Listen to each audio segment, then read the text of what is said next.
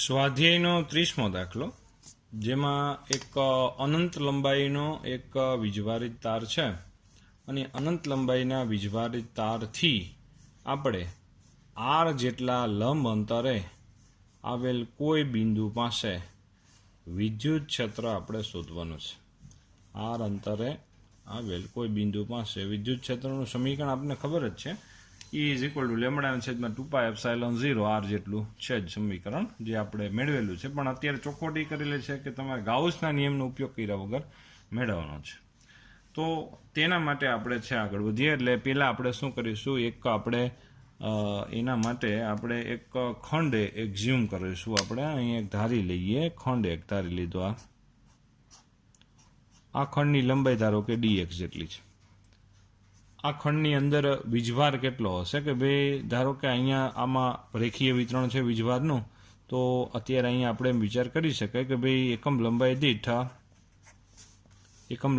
અહીંયા કેટલો વીજભાર હશે કે ભાઈ લેમડા જેટલો વીજભાર હશે, તો dx જેટલી લંબાઈમાં કેટલો વીજભાર હશે, dq જેટલો હશે. આ dx જેટલી લંબાઈનો જે ખંડ છે એમાં dq જેટલો વીજભાર હશે, અને એ લેમડા dx જેટલો વીજભાર આપણે વિચાર કરી શકાય.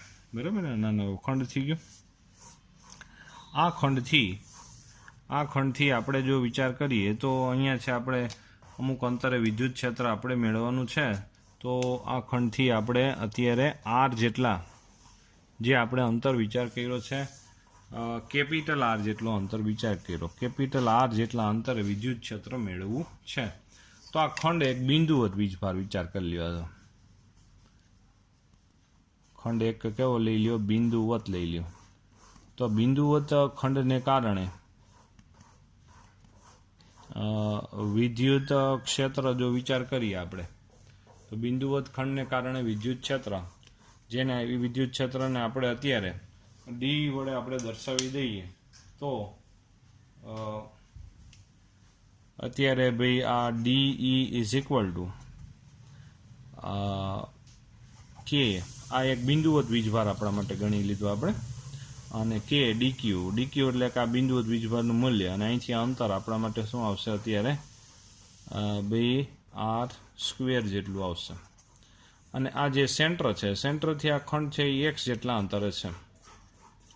તો અત્યારે છે આર બરાબર આપણે શું લખી શકાય, અંડર રૂટમાં small r square plus x square લખી શકાય. એટલે આની જગ્યાએ આપણે છે ભાઈ ડી ઇઝ ઇક્વલ ટુ અત્યારે કે ડીક્યુની જગ્યાએ શું લખી શકાય, લેમડા dx લખીએ, કે કેપિટલ આરની જગ્યાએ એનો વર્ગ છે એટલે r square plus x square આવી રીતે લખી શકાય. તો આ ડી એટલે એક ખંડને કારણે વિદ્યુત ક્ષેત્રને, એ વિદ્યુત ક્ષેત્રની દિશા કઈ બાજુ હશે કે ભાઈ, માની લ્યો કે અહીંયા 1 કુલમ ધન વીજભાર મૂકો, તો આ ખંડ 1 કુલમ ધન વીજભારને શું કરે, અપાકર્ષણ બળ લાગુ પાડે.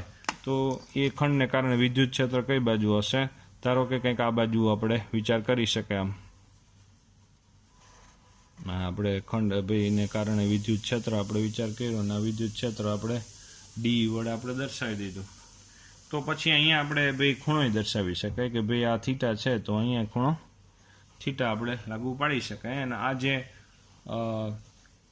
જે ડી વિદ્યુત ક્ષેત્ર છે એના બે ઘટકો વિચાર કરી શકાય. ખૂણાની પાસેનો ઘટક એટલે કે ડી કોસ થીટા થાય, અને સામેનો ઘટક એટલે કે ભાઈ ડી સાઇન થીટા થાય. આવી રીતે ડી કોસ થીટા અને ડી સાઇન થીટા એમ બે ઘટક વિચાર કરી લીધા. તો અહીંયા છે આપણા માટે ભાઈ જો અહીંયા આપણે છે ભાઈ ફરીથી જો વિચાર કરી લઈએ, સામે એક બીજો આવો એક ખંડ હોઈ શકે. એ ખંડને કારણે વિદ્યુત ક્ષેત્ર અહીં કુલમ ધન વીજભાર મૂકો, તો અખંડ એને અપાકર્ષે એટલે ડી એનો આ બાજુ મળે, એનો ભાઈ આ ડી અને ડી સાઇન થીટા આ બાજુ મળે, એનો ડી કોસ થીટા. તો એના સાઇન ઘટક એકબીજાના શું થઈ જાય, નાબૂદ થઈ જાય.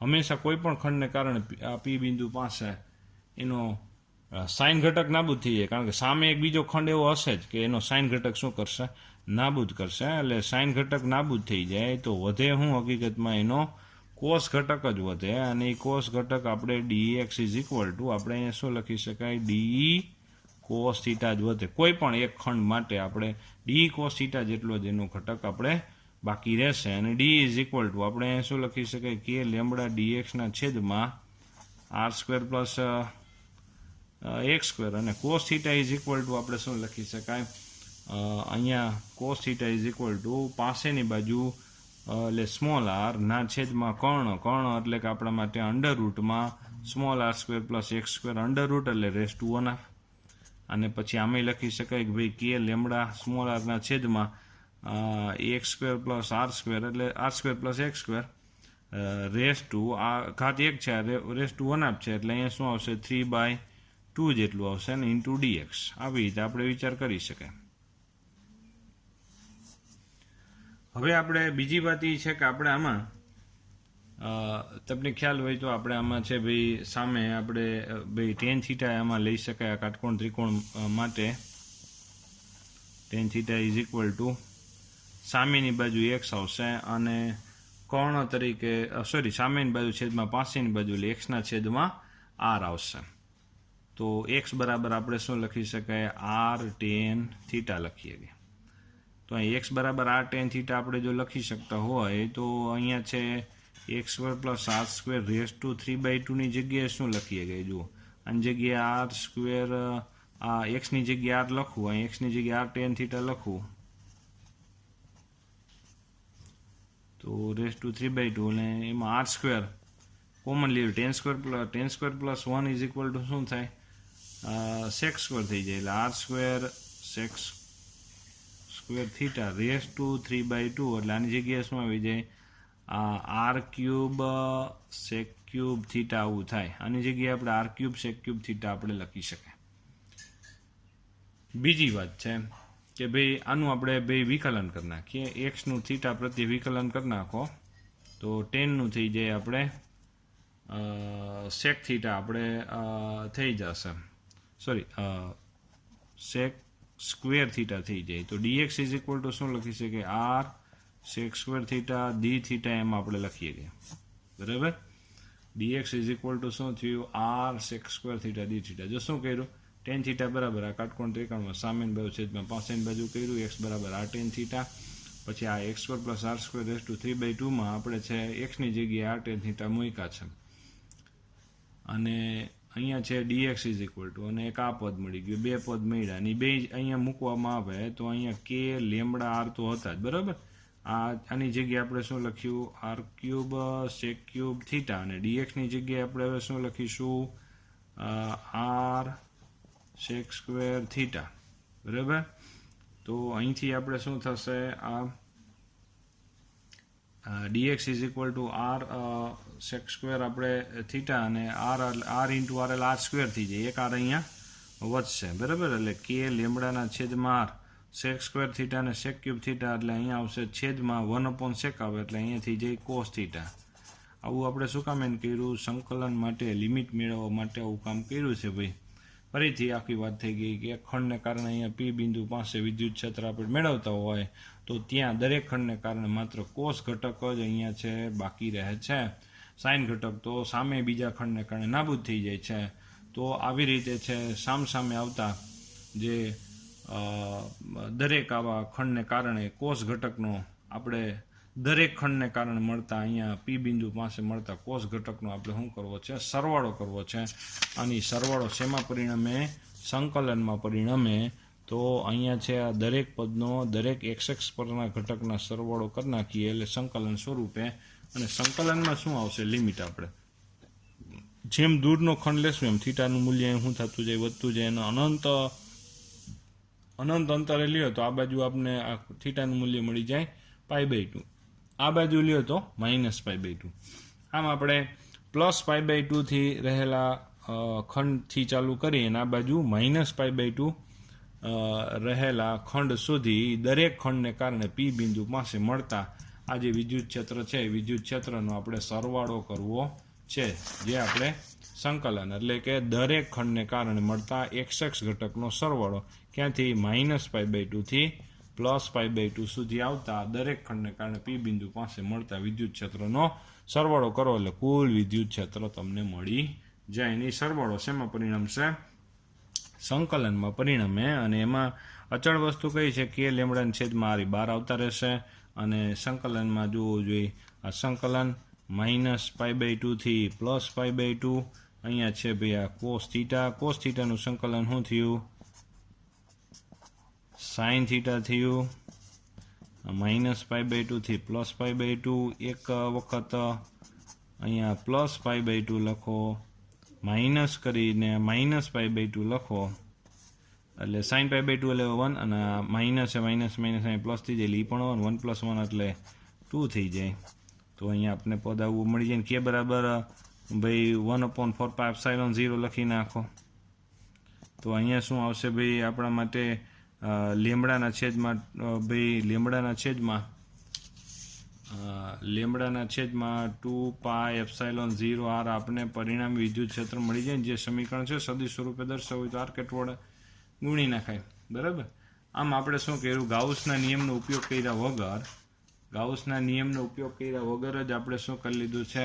તારની આસપાસના કોઈ આર અંતર રહેલા કોઈ બિંદુ પાસે વિદ્યુત ક્ષેત્ર મેળવ્યું છે. આમ આપણે આ ડેમો ઉપરથી એટલો ખ્યાલ આવી ગયો ગાઉસનો નિયમ એ ખૂબ જ ઉપયોગી વસ્તુ છે. તો ગાઉસના નિયમોનો ઉપયોગ કર્યા વગર જો કોઈ બિંદુ પાસે વિદ્યુત ક્ષેત્ર આવા તંત્રની આસપાસ વિદ્યુત ક્ષેત્ર મેળવીએ તો ખૂબ જ લાંબુ પડી જાય. ગાઉસનો નિયમ આપણે ખૂબ જ ટૂંકો પડે છે, સહેલો પડે છે એપ્લાય કરવામાં. એટલા માટે ગાઉસનો નિયમ એ પ્રચલિત છે ને ઇમ્પોર્ટન્ટ છે એટલા જ માટે. ત્યાર પછી આપણી પાસે ભાઈ સ્વાધ્યાયનો એવી જ રીતે આપણે વિચાર કરીએ 31મો દાખલો છે, જેમાં પ્રોટોન અને ન્યુટ્રોન, આ પ્રોટોન છે અને આ બાજુ આપણે વિચાર કરીએ ન્યુટ્રોન છે, અને એ પ્રોટોન અને ન્યુટ્રોન હકીકતમાં 3 ક્વાર્કર્સના બનેલા છે. પ્રોટોન અને ન્યુટ્રોન એ 3 ક્વાર્કર્સના, પ્રોટોન ન્યુટ્રોન એ ક્વાર્કર્સ કણના બનેલા છે ને એ 3 ક્વાર્કર્સ કણના બનેલા છે. તો એ 3 ક્વાર્કર્સ કણ હકીકતમાં ટોટલ 2 પ્રકારના છે. તો જેમાં એક છે એ અપ ક્વાર્કર્સ છે કે જેનો વીજભાર +2/3 જેટલો છે, અને બીજો છે એ ડાઉન ક્વાર્કર્સ છે જેનો વીજભાર -1/3 જેટલો છે. આમ 2 પ્રકારના આપણી પાસે ક્વાર્કર્સ છે. તો હવે એના બંધારણમાં બેયમાં કેટલા ટોટલ ક્વાર્કર્સ છે ને એ આપણે શોધી દેવાનું છે. બેયમાં 3 છે એ તો આપણે રકમમાં આપી દીધું છે, અને કયા પ્રકારના કયા છે એ આપણે શોધી દેવાનું. તો તેમાં છે, માની લ્યો કે પ્રોટોનનું બંધારણ પહેલાં વિચાર કરીએ. તો પ્રોટોનના બંધારણમાં જે ધારો કે અપ ક્વાર્કર્સને હું યુ વડે દર્શાવું તો અપ ક્વાર્કર્સ x છે, તો ડાઉન ક્વાર્કર્સ છે એ કેટલા થાય? 3 - x જેટલા થાય.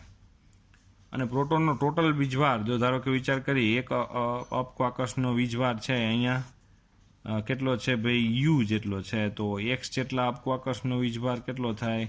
ux જેટલો. એવી જ રીતે છે એક ડાઉન ક્વાર્કર્સનો વીજભાર ડીને દર્શાવીએ, અને ડીની વેલ્યુ કેટલી? -1/3 જેટલી. તો 3 - x જેટલા ડાઉન ક્વાર્કર્સનો વીજભાર કેટલો? અને આ બધાનો ટોટલ કેટલો થવો જોઈએ? ખાસ બાબત છે, જે પ્રોટોનનો વીજભાર +e થવો જોઈએ. યુની જગ્યાએ આપણે લખીએ છીએ +2/3e, અને ડાઉનની જગ્યાએ લખીએ છીએ -1/3e લખીએ. આ થઈ ગયું આપણા માટે 3 - x. સાદું રૂપ આપણે છે આ બધાનું આપી દઈએ એટલે x જ આમાં અજ્ઞાત છે એટલે 2 મળી જશે. તો આમ છે પ્રોટોનના બંધારણમાં 2 અપ ક્વાર્કર્સ હોય. તો ફાઇનલી વાત એ થઈ ગઈ કે ભાઈ એક્સની વેલ્યુ 2 મળે તો 3 - એટલે કે એક ડાઉન ક્વાર્કર્સ હશે. આમ પ્રોટોનનું બંધારણ આપણે UUD વડે પણ દર્શાવવામાં આવે છે. બરાબર, UUD વડે પણ દર્શાવવામાં આવે છે. તો તેમાં ત્યાર પછી આપણે જો વિચાર કરો તો તેમાં આપણે ભાઈ ન્યુટ્રોનના બંધારણની જો વાત કરીએ, તો ન્યુટ્રોનના બંધારણમાં છે, માની લ્યો કે અપ ક્વાર્કર્સની સંખ્યા આપણે ધારો કે y વડે દર્શાવી દઈએ, ડાઉન ક્વાર્કર્સની સંખ્યા ધારો કે 3 - y વડે દર્શાવીએ. પણ ન્યુટ્રોનનું બંધારણનું ટોટલ વીજભાર શું થવો જોઈએ? 0 થવો જોઈએ. તો અહીંયા એક અપ ક્વાર્કર્સનો વીજભાર u જેટલો છે, તો y જેટલા અપ ક્વાર્કર્સનો વીજભાર u જેટલો, અને એક ડાઉન ક્વાર્કર્સનો વીજભાર d જેટલો. તો 3 - y જેટલા ડાઉન ક્વાર્કર્સનો વીજભાર d × 3 - y, અને આનો બધાનો ટોટલ વીજભાર શું થવો જોઈએ? 0 થવો જોઈએ, કારણ કે ન્યુટ્રોન વીજભાર રહિત છે. તો uy, આ યુની જગ્યાએ આપણે શું લખીએ છીએ? +2/3e. અહીંયા ડાઉનની જગ્યાએ -1/3e, આ બધાનું સાદુરૂપ આપીએ તો આપણે છે પાછો y બરાબર 1 મળે છે. આમ એનો મતલબ એવો થયો કે ભાઈ અપ ક્વાર્કસની સંખ્યા આમાં કેટલી છે? 1 અપ ક્વાર્કસ છે તો ડાઉન ક્વાર્કસ કેટલા છે? 2. આમ છે ન્યુટ્રોનનું પ્રોટોનનું બંધારણ આપણે છે શું લખી શકાય? UUD વડે, અને ન્યુટ્રોનનું બંધારણ UDD એટલે કે 1 અપ ક્વાર્કસ ને 2 ડાઉન ક્વાર્કસ વડે દર્શાવવામાં આવે છે. આવી રીતે આપણે વિચાર કરી શકાય.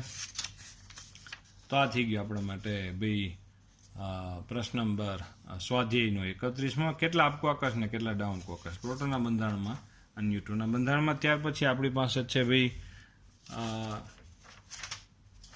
સ્વાધ્યાયનો આપણી પાસે છે ભાઈ 32મો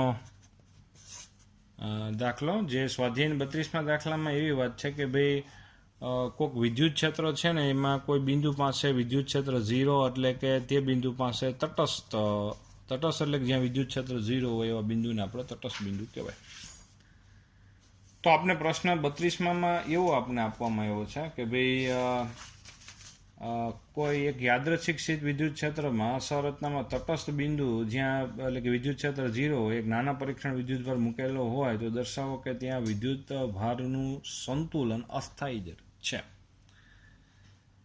તો અસ્થાયી માટે બે અહીંયા છે તમને જે સોલ્યુશન આપેલું છે એમાં બે રીતે રીઝન આપણે આપવામાં આવેલા છે. એમાં પહેલું રીઝન એ છે કે ભાઈ ધારો કે અહીંયા કોઈ પરીક્ષણ વીજભાર મૂકવામાં આવે, એને માની લ્યો કે તમે છે આ બાજુ લઈ જાઓ તો તેના ઉપર તટસ્થ બિંદુ સિવાય આ બાજુ લઈ જાઓ તો એના ઉપર પરિણામી બળ આ બાજુ લાગશે, ને આ બાજુ લઈ જાઓ તો આ બાજુ, એટલે એક પ્રકારનું પુનઃસ્થાપક બળ થયું.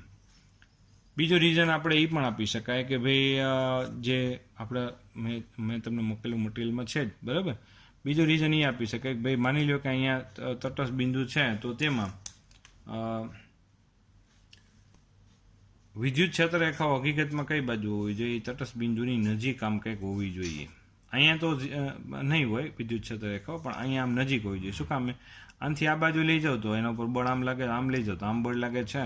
તો અહીંયા કોઈ ગાઉસિયન પૃષ્ઠ જો વિચાર કરો તો ગાઉસિયન પૃષ્ઠ સાથે સંકળાયેલું તમને ફ્લક્સ મળે છે. આમાં ફ્લક્સ તમને મળશે, પણ આખો ગાઉસનો નિયમ વિચાર કરો ને તો ભાઈ ઘેરેલો વીજભાર તો નથી જ. અહીંયા કોઈ આપણે પરીક્ષણ વીજભાર કે એવું કાંઈ મૂક્યું જ નથી. અત્યારે ખાલી તટસ્થ બિંદુ છે એમ વિચાર કરી લ્યો તો અહીંયા ઘેરેલો વીજભાર તો નથી. ઘેરેલો વીજભાર નથી એટલે એનો મતલબ એવો થયો કે અહીંયા ફ્લક્સ મળવું જોઈએ નહીં, પણ એકચ્યુઅલી તો આપણે જો વિચાર કરીએ તો ફ્લક્સ મળે છે.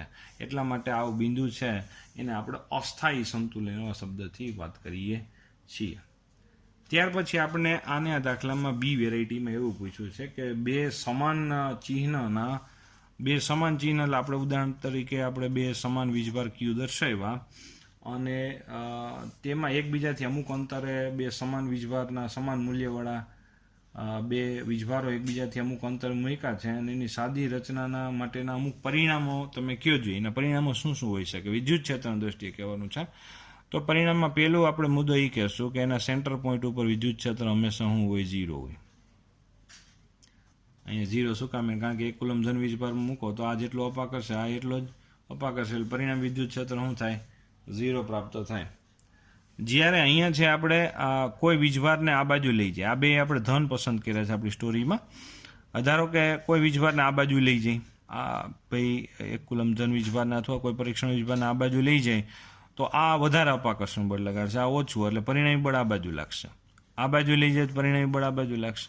એટલે એનો મતલબ એવો થયો કે હંમેશા આ જે તટસ્થ બિંદુ થયું આપણા માટે, તો હંમેશા અહીંયા છે ભાઈ બળ છે આ બાજુ કે આ બાજુ લઈ જશું ડાબી કે જમણી બાજુ, તો બળ હંમેશા છે કઈ બાજુ લાગે છે? ભાઈ તટસ્થ બિંદુ તરફ લાગુ પડે છે.